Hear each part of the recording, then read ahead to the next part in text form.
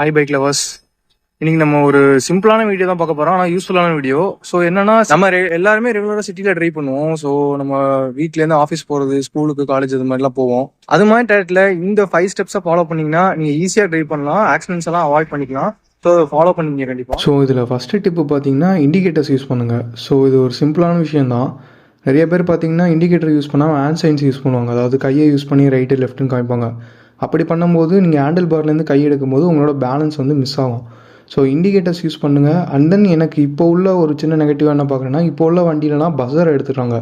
அது இண்டிகேட்டர் போடும்போது சவுண்டு வராது. ஸோ அதனால் இண்டிகேட்டர் இருக்குங்கிறதே தெரியாது. மார்னிங் டைம்லலாம் இண்டிகேட்டர் யூஸ் பண்ணும்போது வராது.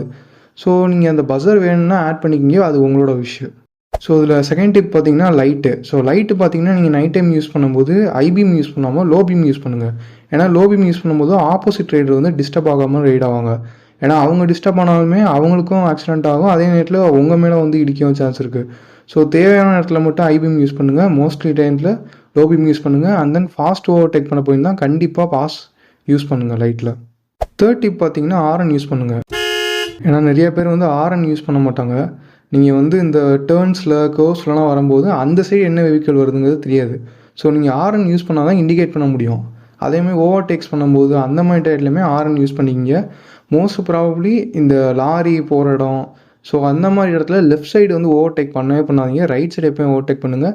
ரெண்டாவது உங்களுக்கும் மற்ற வெஹிக்கிளுக்கும் ஒரு 10 மீட்டர் கேப்பாக டிஸ்டன்ஸ் வச்சுக்கோங்க. அப்போ தான் உங்களுக்கு சேஃப்டி. பிரேக் நீங்கள் சடனாக பண்ணும்போது ஃப்ரண்ட்டில் உள்ள வெஹிக்கிள் சடனாக பிரேக் பண்ணலாம். ஃபோர்த்து டிப் பார்த்தீங்கன்னா மிரர் யூஸ் பண்ணுங்கள். நிறைய பேர் ஸ்டைலாக இருக்கணும்னு சொல்லிட்டு மிரர் எடுத்துடுறாங்க.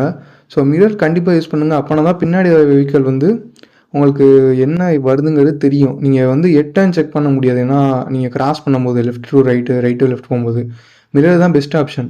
ஏன்னா ஒரு சர்வேலேயே வந்து மிரரும் அதே மாதிரி ஹெட்லைட் வந்து மார்னிங் எல்லா வண்டியிலையுமே இப்போ எரிய ஆரம்பிச்சிச்சு.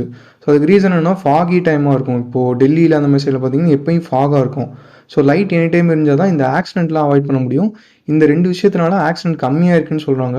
ஸோ கண்டிப்பாக இந்த 2ஐயும் ஃபாலோ பண்ணுங்கள். ஸோ இந்த 5th டிப் தான் ரொம்ப மோஸ்ட் இம்பார்ட்டன்ட். ஹெல்மெட் யூஸ் பண்ணுங்கள் கண்டிப்பாக. ஸோ நீங்கள் வாங்குகிற ஹெல்மெட்டில் மினிமம் ஐஎஸ்ஐ ஸ்டாண்டர்ட் இருக்க மாதிரி பார்த்து வாங்க. அதுக்கு மேலே டாட் சர்டிஃபிகேட் இந்த மாதிரி எது இருந்தாலுமே ரொம்ப நல்லது தான். பட் ஹெல்மெட் யூஸ் பண்ண யோசிக்காதீங்க. ஏன்னா ஹெல்மெட் வெயிட்டாக இருக்குது அந்த மாதிரிலாம் யோசிக்காமல் கண்டிப்பாக ஹெல்மெட் வாங்கி யூஸ் பண்ணுங்கள்.